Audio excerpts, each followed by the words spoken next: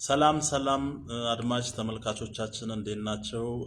በተለያዩ ጊዜያት በተለያዩ ቪዲዮዎች በስነ ምግባርና በግብረ ገብ ዙሪያ የተለያዩ ቪዲዮዎችን መስራት ችለናልና በእነዚህ በሰራናቸው ስራዎች ግብረ ገብ ስነ ምግባር ለአንድ ሀገር ያለው ፋይዳ በሚል ርዕስ ነው የሰራናቸውና እጅግ ስነ ምግባራዊ የሆነ ትውልድ እጅግ ግብረገቡን መወጣት ግብረገባዊ ግዴታውን መወጣት የሚችል ማህበረሰብ ካለ ያቺ ሀገር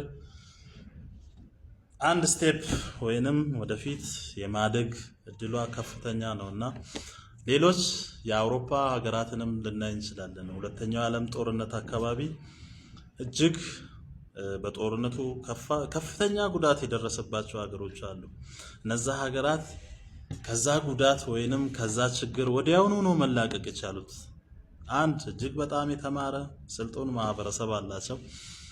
ከዛ ውጪ የማህበረሰብ የግብረገብ ግዴታው መወጣት ወይንም ስነ ምግባርን እጅግ አጥብቀው በመያዛቸው እነዛ ሀገራት በሁለተኛው ዓለም ጦርነት አካባቢ ከገጠማቸው ኪሳራ ወዲያውኑ ማንሰራራት ችለዋልና እንደኛ ሀገርም እጅግ ስነ ምግባር ያለው ማህበረሰብ እጅግ ግብረገባዊ ግዴታውን መወጣት የሚችል ህዝብ ካለን እቺ ሀገር ወደፊት የማደግ የመልማት እድሏ ከፍተኛ ነውና በዋናነት ሰሞኑንም በተለያዩ ፕሮግራሞቻችን ስንሰራ የነበረው ስነ ምግባር ግብረገብ ዙሪያ ነውና ግብረገባዊ ግዴታውን መወጣት የሚችል ወጣት ማህበረሰብ ወይንም በተቀሉ አንድ ሀገር ጥላ ስር ያሉ ህዝቦች እጅግ ግብረገባዊ ግዴታቸውን መወጣት ከቻሉ የተሻለች ሀገር የተሻለ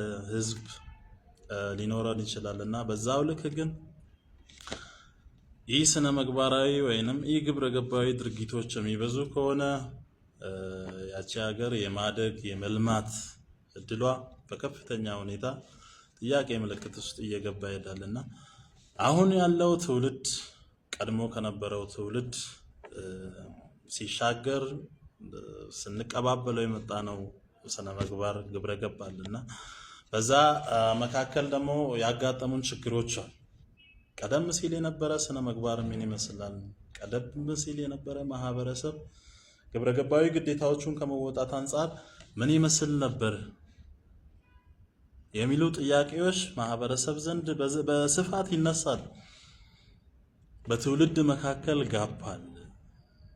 ስነ ምግባርም በግብረገብም በባህላዊ እሴቶቻችንን ከማስቀጠል አንፃርም ሰፋ ያሉ ጋፖች አሉና ባለፈው ያነሳናቸው ነጥቦች አሉ። ግብረገባዊ ግዴታዎች ብለን ማለት ነው። እነዛ ግብረገባዊ ግዴታውን መወጣት የሚችል ትውልድ ጥቅሙ ይሄ ነው ብለን ደግሞ በቀጣይ ምዕራፍ ላይ ያንን ግብረገባዊ ግዴታውን መወጣት ከቻለ ምን ሊያዳብር ይችላል ብለን ያነሳናቸው ነጥቦች አሉና እነዛ ስነ ምግባራዊ ውሳኔ ለመስጠት ይረዳናል። ግብረገባዊ ግዴታውን መወጣት የቻለ ትውልድ ካለ ብለን ያነሳን መተናልና ለዛሬ ደግሞ ይዘን የቀረብነው በቀጣይ ፕሮግራማችን ይዘን የምንቀርበው ግብረገባዊ ወይንም ስነ ምግባራዊ ግዴታዎችን ካለመወጣታችን የተነሳ ከጊዜ ወደ ጊዜ እያሽቆለቆለ ወይንም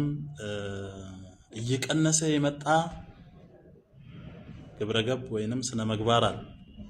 ለዛ ምክንያት የሆኑ ዋና ዋና ነገሮች ምንድናቸው የሚለውን በቀጣይ ፕሮግራማችን ይዘን እንቀርባለንና